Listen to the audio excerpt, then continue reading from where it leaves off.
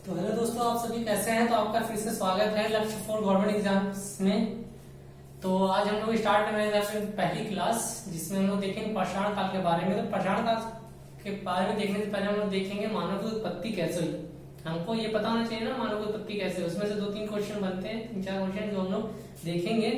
ठीक है, तो चलिए स्टार्ट करते हैं। तो आप हेडिंग डाल लीजिए पहला, पृथ्वी का भूगर्भिक काल। ठीक है, पृथ्वी का भूगर्भिक काल, तो ये हेडिंग डाल लीजिए।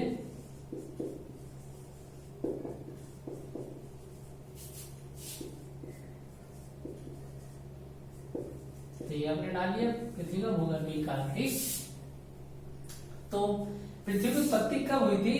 तो लमसम माना जाता है कि इसकी जो उत्पत्ति हुई थी 4.6 या 4.8 या 5 अरब वर्ष पहले पृथ्वी की उत्पत्ति हुई थी।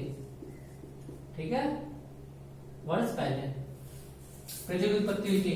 हम लोग इसके अध्ययन के लिए उसको 5 महाकल्पों में बांटते हैं और उसी को 4 युगों में, और उसी फिर 4 युगों को हम लोग 18 पीरियड में बांटते हैं, कालों में हम लोग उसको बांट देते हैं। तो चलिए इसको देख लेते हैं, जिससे कि अध्ययन करने में यानी कि पढ़ने में आसानी हो जाए। इसलिए बांटा गया विज्ञान के दौरान, हम लोग बांटा नहीं है।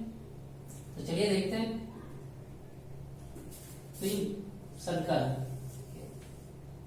जो फिर इसके अंदर एक और सर्कल बना लीजिए, ये 3 सर्कल। तो ये जो बड़ा सर्कल है यही महाकल्प है। ठीक है, महाकल्प। वहीं पे छोटा सर्कल आपका क्या है, इसको इरा बोलते हैं। ठीक है, ये ध्यान रखिएगा, इरा। ये आपका युग है, और वहीं पे ये क्या है आपका काल, ठीक, या कल्प, या इंग्लिश में इसको बोलते हैं पीरियड। तो जो महाकल्प है इसमें टोटल 5 भाग है। ठीक है, कितने 5 भाग हैं? युग में 4 भाग हैं और इसमें 18 भाग हैं। तो हम 18 को नहीं पढ़ेंगे, इसमें 2 ही 4 पढ़ेंगे जो हमारे लिए इंपॉर्टेंट है, जो एग्जाम में क्वेश्चन बनते हैं, बस इतना ही देखेंगे। ठीक है, बाकी जो 17, 18, 15, 16 उनको हम लोग नहीं देखेंगे। तो चलिए स्टार्ट करते हैं। तो पहला महाकल्प, तो स्टार्ट करते हैं। यहाँ पे हेडिंग डाल लीजिए महाकल्प। ठीक, महाकल्पों को हम लोग कितने भागों में बांटते हैं? 5 भागों में, जो भी हम लोग यहाँ पे लिखा लिए। पहला कौन सा है? Pre Paleozoic. ठीक है, प्री पेलियोजोइक महाकल्प। उसके बाद पैलियोजोइक महाकल्प, उसके बाद सियोजोइक। ये ध्यान रखिएगा, सियोजोइक।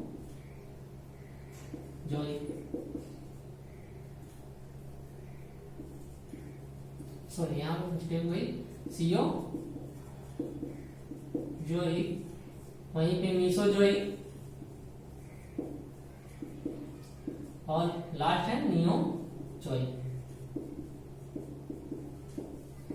तो इन 5 में यदि देखा जाए तो पहला एक इंपॉर्टेंट है, क्यों? ये महाकल्प है आपका, महाकल्प।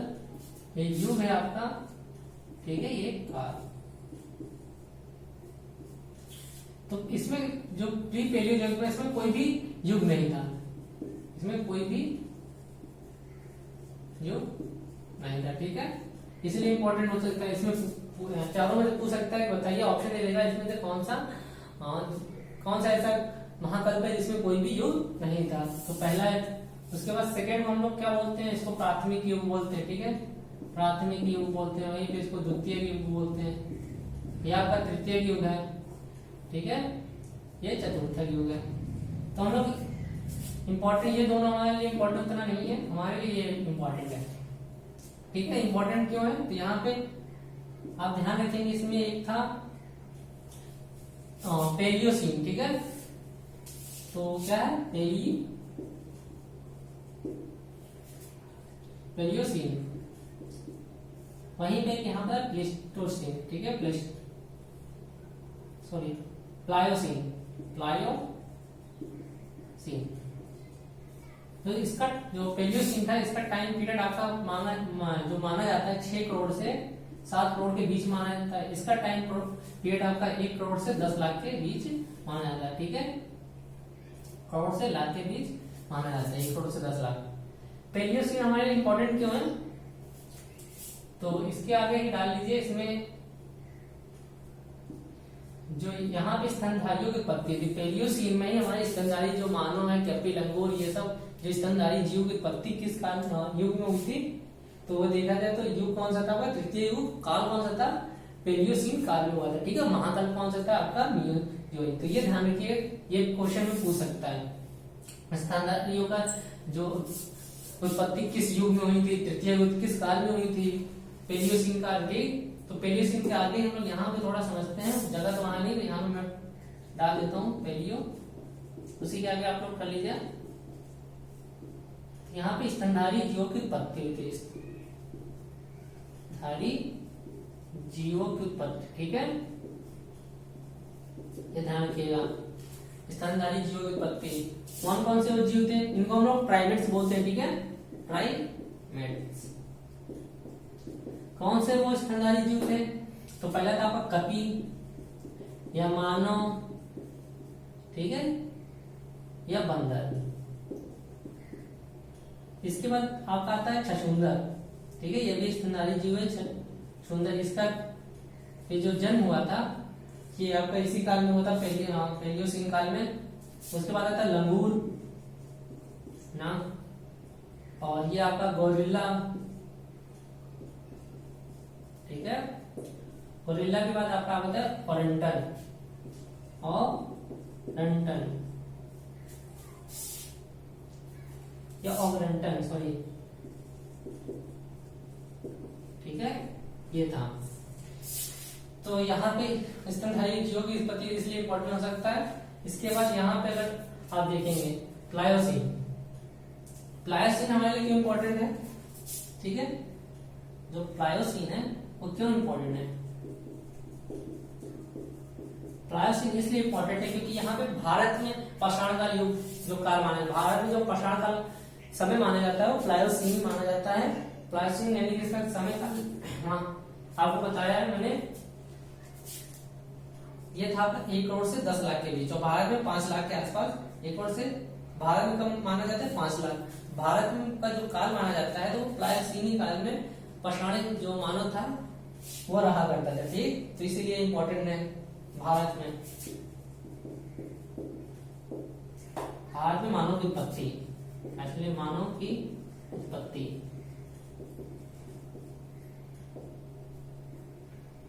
पाषाण, ये ध्यान रखिएगा। इसके बाद यहाँ पे इतना ही है, तो इसको आप रेज कर लीजिए। इसके बाद हम लोग मानव की उत्पत्ति के बारे में थोड़ा देखेंगे, जिसमें होमो सेपियंस, होमो इरेक्टस, होमो हैबिलिस, गामा, सभी मानव के बारे में, मानव वर्ग के बारे में देखेंगे। तो आप इसको देखिए, स्क्रीनशॉट एक ले लीजिए, मैं इसको रेज करने जा रहा हूँ, ठीक। चलिए मैं इसको एक रेज करता हूँ।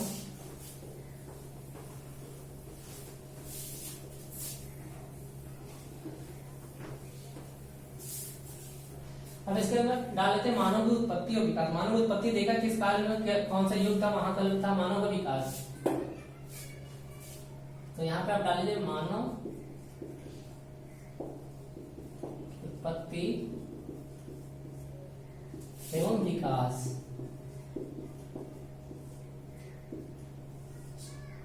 इसमें से हमने उत्पत्ति भी देख ही लिया। अब जरा मानव का विकास देखते हैं, स्तनधारी जीवों का विकास, ठीक है, स्तनधारी जीवों का विकास। यहाँ पर मानव डाल लीजिए। तो इसमें कौन से स्तनधारी है, प्राइमेट्स थे, ठीक है, प्राइमेट्स कहते हैं इनको, स्तनधारी जीवों को। इसके बाद इसमें मानव था या कपी या वानर, सॉरी वानर या बंदर, आप कुछ भी कह सकते हैं। इसके बाद आपका था लंगूर, ये गोरिल्ला, ठीक, और अंटन,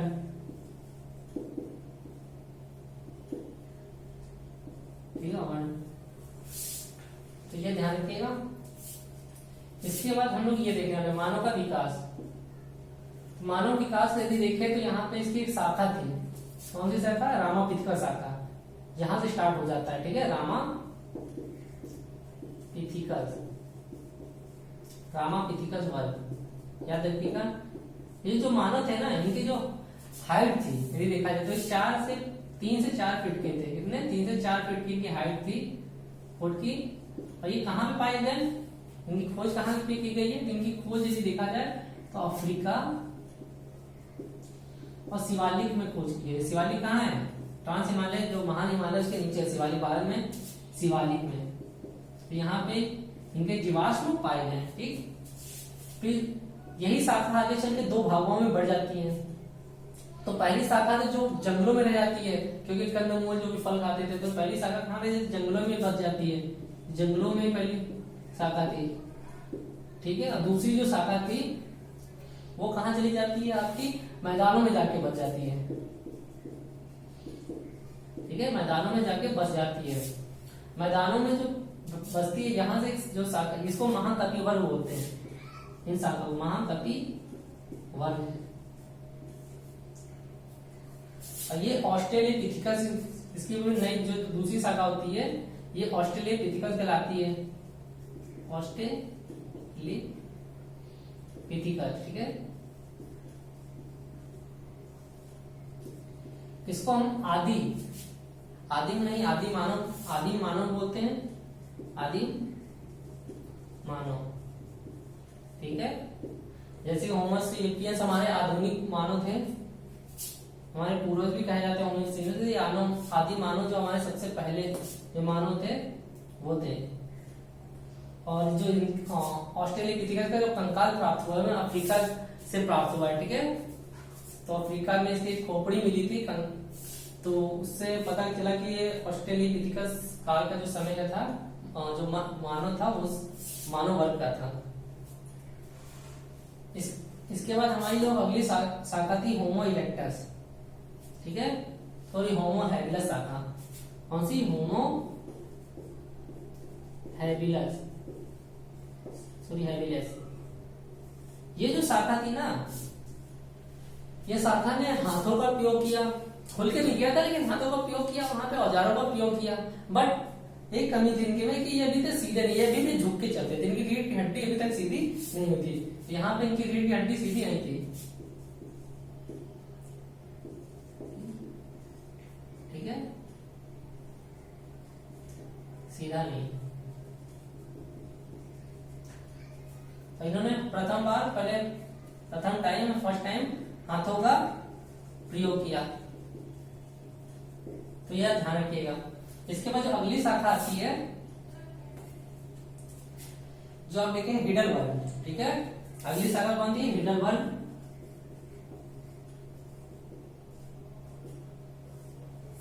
तो याद रखिए हिडलबर्ग जो अगली शाखा थी यूरोप में पाई जाती थी। ये इससे विकसित अवस्था में थी, तो ज्यादा, ठीक है। तो यूरोप की शाखा थी, इतना इंपॉर्टेंट नहीं है, लेकिन इसके बाद वाला जो इंपॉर्टेंट है होमो इरेक्टस। तो यहाँ पे डाल लीजिए होमो इरेक्टस। तो ये हमारा क्या है? होमो इरेक्टस का। तो ये शाखा थी होमो इरेक्टस की, ये आगे जाती, यही आगे जाके यानी कि 2 भागों में बढ़ गई थी। कौन सी? जावा मानो और ये पीकिंग मानो, ठीक है। तो ये 2 शाखाएं जाके इनकी बन गई थी। जावा मानो जो है ये आगे, जो जावा मानो और पीकिंग मानो। जावा मानो ने खुल के पहली बार जो आग का प्रयोग था, इन्होंने जावा मानो ने किया था, ठीक है। तो आग का प्रयोग किसने किया था? ये जावा मानो ने किया था। ये ध्यान रखिएगा, आग का प्रयोग सर्वप्रथम बार आग का प्रयोग किसने किया था? तो ये जावा मानो ने किया था। इसके बाद यदि खुलकर हाथों का और क्या कहते हैं औजारों का जो प्रयोग सबसे खुलकर जिन्होंने किया, तो ये जावा मानव और पीकिंग मानव था। तो ये भी क्वेश्चन बन सकता है कि जावा मानव का संबंध और पीकिंग मानव संबंध किससे था। तो होमो इरेक्टस, ये दोनों आप ध्यान रखेंगे, ठीक है। तो इसके बाद हम लोग आते हैं नियंडरथल, ठीक है। ये जो नियंडरथल थी, जर्मनी में शाखा थी इसकी, जो इससे विकसित अवस्था में शाखा थी नियंडर, ठीक है, नियंडरथल। ये कहाँ पे थी? जर्मनी में। जर्मनी जो नियंडर नदी थी वहां पे शाखा पाई जाती थी, और इसको संस्कृति का सूचक बोलते हैं, ठीक है। क्यों संस्कृति का सूचक बोलते हैं अभी आगे देखेंगे। इस शाखा को हम लोग संस्कृति का सूचक बोलते हैं, का सूचक भी कहते हैं। क्यों कहते हैं संस्कृति का सूचक? मैं इसको रेस कर रहा हूं तो आप इसको लिख लिए होंगे आई थिंक, ठीक है। तो संस्कृति का सूचक इसलिए कहते हैं कि उन्होंने जो शव था उसको दफनाने की प्रथा स्टार्ट कर दी थी। शव को दफनाते थे, ठीक है, लास्ट को उस पर से क्या कहते हैं, जो आत्मा को भी मानते थे, ठीक है, ये लोग आत्मा को मानते तो एक वर्ग में रहते थे ये सभी जो निरंतर थे मानव, तो इसलिए इन्हें संस्कृति का सूचक मानते थे। ये इंपॉर्टेंट बोलते हैं, संस्कृति का सूचक किसे मानते थे, ये ध्यान रखिएगा, संस्कृति का सूचक किसे कहते हैं, ठीक है। इसके बाद आते हैं क्रो-मैगन,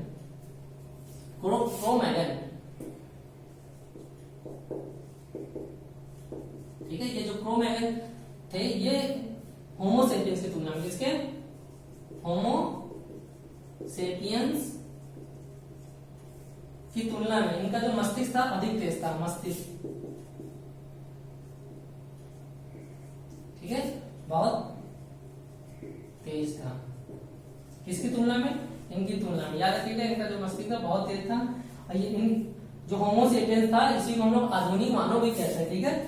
तो आधुनिक मानव जो शाखा है, तो याद रखिएगा होमोसेपियंस है बस आधुनिक मानव, होमोसेपियंस को बोलते हैं आधुनिक मानव। तो ये बस कुछ क्वेश्चन बनेंगे, आधुनिक मानव किसे कहते हैं, या जावा सर्वप्रथम आग का प्रयोग किस मानव ने किया था? जावा मानव ने। ये जावा द्वीपों पे इंडोनेशिया के पाए जाते हैं, ठीक है। पीकिंग मानव, जावा मानव पीकिंग मानव का संबंध किससे था? होमो इरेक्टस से था। तो ये कुछ क्वेश्चन बनेंगे जो आप देखेंगे। इसके बाद हम लोग देखते हैं पाषाण काल, ठीक। तो आप इसकी फोटो स्क्रीनशॉट ले लीजिए। इसके बाद हम लोग देखते हैं पाषाण काल। तो बस यहाँ से इतने क्वेश्चन बनने वाले थे, यहाँ से ज्यादा क्वेश्चन नहीं बनेंगे। और ये इतना याद रखिएगा, आप तो जितना शॉर्ट कर सके उतना शॉर्ट करके लिखिए, जो आपको पता है वो मत लिखिए, और इसको शॉर्ट में लिखिए, ठीक है, कोड वाइज लिखिए कॉपी में। अब इसको मत लिखिए 3-4-5 पन्नों में इसको नोट्स बना रहे हैं। पूरा आपको जितना मैं पढ़ाऊंगा जो भी पाषाण काल है आपको 2 पेजों में खत्म कर देना, 2 पेज से ज्यादा नहीं। अब आते हैं पाषाण काल, चलिए डालते पाषाण काल।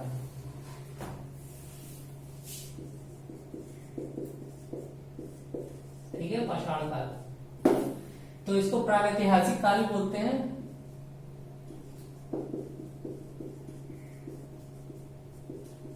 ठीक है, प्रागैतिहासिक काल इसको बोलते हैं। क्यों बोलते हैं अभी हम लोग देख लेंगे। यहाँ तो काल को 3 भागों में बांटा गया, ठीक है। तो यहाँ पे थोड़ा में पढ़ने क्वेश्चन, काल को हम लोग 3 भागों में बांटते हैं। कौन से 3 भाग बांटते हैं? तो प्रागैतिहासिक काल,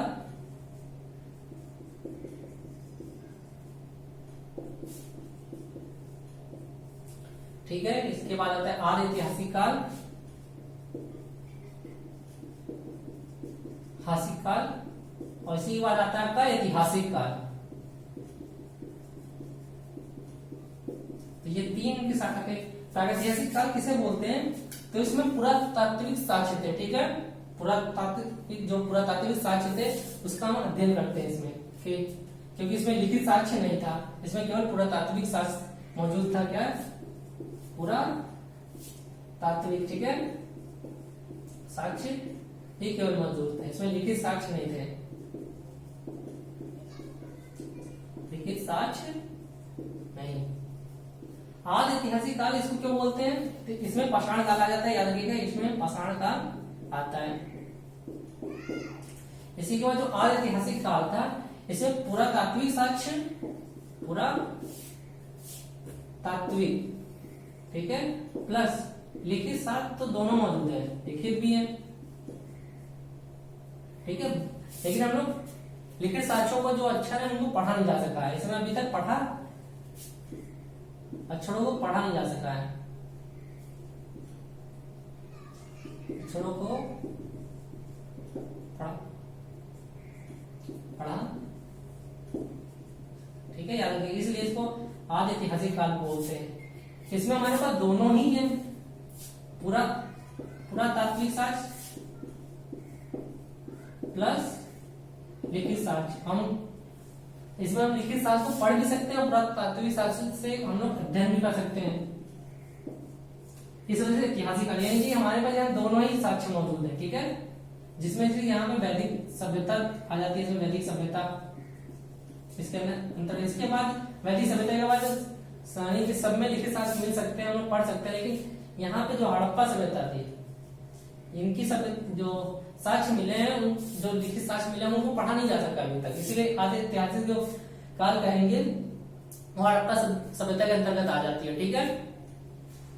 और इनको केवल पुरातात्विक साक्ष्यों के अध्ययन से हम लोग इसको जान पाए हैं, अभी तक लिखित साक्ष्यों को जाके पढ़ा जा सकता है। और इसमें आप ले लेते हैं प्रागैतिहासिक काल में, ठीक है, ये कुछ थे तो इनको बना लीजिए, फिर आगे हम लोग बेस करते हैं, तो इसके आगे चलते हैं हम लोग, ठीक। प्रागैतिहासिक काल के बारे में कुछ हम लोग जान लेते हैं। तो प्रागैतिहासिक इतिहास का जो जनक है, ठीक है, जिसे जनक माना जाता है वो प्राइमरोज, डॉक्टर प्राइमरोज है, अंग्रेज थे डॉक्टर प्राइमरोज, ठीक है, एक अंग्रेज थे। इन्होंने क्या किया था, इन्होंने कर्नाटक के रायचूर शहर में, जिले में, कर्नाटक के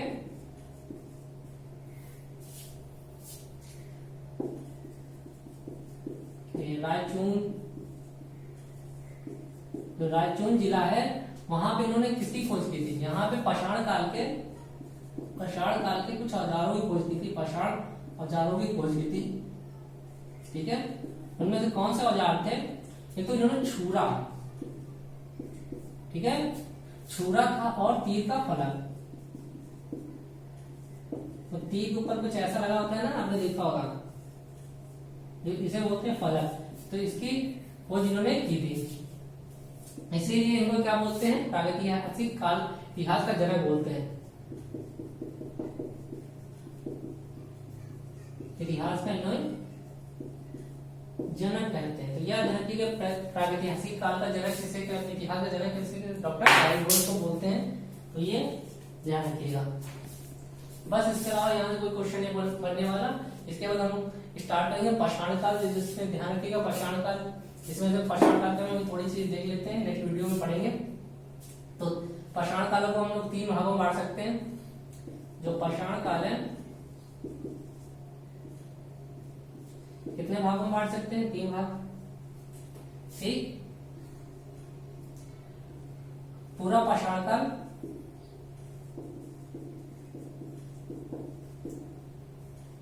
इसको 4 भागों में बांटेंगे, सॉरी, पूरा पाषाण काल, मध्य पाषाण काल, नव पाषाण काल, वहीं पे ताम्र पाषाण काल, ठीक है। तो इन 4 भागों में बांटेंगे। यहाँ पे देखें तो पूरा पाषाण काल को हम 3 भागों में बांटते हैं, जिसमें हम देखेंगे इनके औजार क्या थे, ठीक है, औजार कैसे प्रयोग करते थे। तो इसको 3 भागों में कितने, एक निम्न पाषाण काल था, निम्न पूरा पाषाण काल, ठीक है, ये मध्य पूरा पाषाण काल था,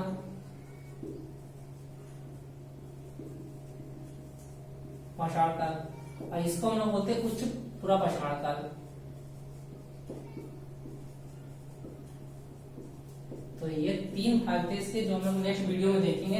हम लोग यहाँ से स्टार्ट करेंगे और इसको कम से कम 2 वीडियो के अंदर ही खत्म कर देंगे, ठीक है। 40 मिनट के अंदर ये दोनों टॉपिकों को, 3-4 टॉपिक को पढ़ डालेंगे। उसके बाद हड़प्पा सभ्यता हम लोग स्टार्ट करेंगे, जिसमें से हम लोग देखेंगे कि जो निम्न मानव था, ये फलक का, जिसमें चापर चीपिंग सभ्यता इसमें पाई जाती थी, ठीक है, चापर चीपिंग सभ्यता। इसी के अंतर्गत हैंडक सभ्यता जो थी, जो कि मद्रास, मदुरई, जो कि चेन्नई के आसपास है, ठीक है, वहां पे ये पाई जाती थी। और यही जो चापर चीपिंग सभ्यता थी, ये हड़प्पा उत्तर में पाई जाती थी भारत के, जहाँ पे सिंधु की सहायक सोहन नदी है, वहीं पे ये चापर चीपिंग सभ्यता पाई जाती थी।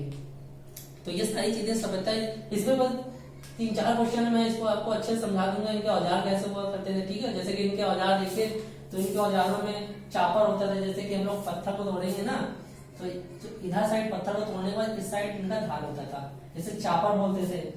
और इसी में पत्थर के दोनों साइड जब ये एक पत्थर होता है, इसके दोनों साइड जो धार होते थे इसे चीपिंग बोलते थे, ठीक है, इसी चापिंग चीपिंग सभ्यता बोलते थे।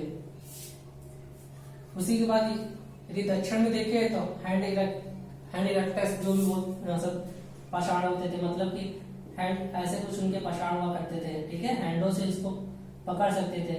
तो ये दक्षिण में थे, जो मद्रास के बाद ये आपको उत्तर में था, यहीं पे देखेंगे। यहीं पे हम लोग देखेंगे कोर फलक, यानी जो पत्थर आपने देखे तो पानी में नदियों में देखा गोल गोल पत्थर होते थे, तो वो क्या करते थे, पत्थर के कोनों को तोड़ देते थे, ठीक है। जिससे अगर आपने पत्थर को कभी तोड़ा हो तो तोड़ने के बाद जो ये पत्थर था ना, इसको जब ब्रेक करेंगे तो ये छोटे छोटे ऐसे ब्रेक हो जाता है, ठीक है, ऐसे ब्रेक हो जाता था। ब्रेक कर देते, कोर को तोड़ के निकाल लेते, तो यहाँ पे काफी धार हुआ करता था, तो इसे कोर फलक सभ्यता भी बोलते थे, फलक सभ्यता, ठीक है। तो ये सब इसमें देखेंगे, समझने की कोशिश करेंगे, ताकि इसको रट्टा नहीं मारना है, थोड़ी देर समझना है, कुछ एक दो फैक्ट है, ठीक है, जो हम लोग देखने की कोशिश करेंगे। तो हम लोग नेक्स्ट वीडियो में इसके बारे में पूरे डिटेल अच्छे से चर्चा करेंगे। तो चलिए अगली वीडियो में मिलते हैं। अगर आपको वीडियो पसंद आए तो लाइक कमेंट करके बताया करिए, ठीक है। और कोई भी आपको प्रॉब्लम हो तो आपको लिंक डिस्क्रिप्शन में ही आपको मिल जाएगा व्हाट्सएप नंबर, बाकी आप ज्वाइन कर सकते हैं टेलीग्राम ग्रुप को, वहां पे जाके हमसे क्वेश्चन पूछ सकते हैं, ठीक है। चाहे ट्विटर पे आप हमसे कांटेक्ट कर सकते हैं यदि कोई प्रॉब्लम हो तो आपके लिए इतने सारी फैसिलिटी है, आप उनका यूज कीजिए। और हम लोग जल्दी जब कम से कम 10,000 सब्सक्राइबर गेन कर लेंगे तो उसके बाद हम लोग एक क्विज स्टार्ट करेंगे, जिसपे आप देखेंगे कि हम पर डे यदि देखें तो 5 क्वेश्चन देंगे इसी से जुड़े, ठीक है, जो आपने पढ़ा है, तो आप प्रैक्टिस होती रहेगी। यदि देखा जाए 5 क्वेश्चन पर डे के हिसाब से 150 क्वेश्चन आप मंथली रिवीजन कर लेंगे, ठीक है, इससे आपका ज्ञान में पड़ेगा। तो चलिए अब अगले वीडियो मिलते हैं, बाय।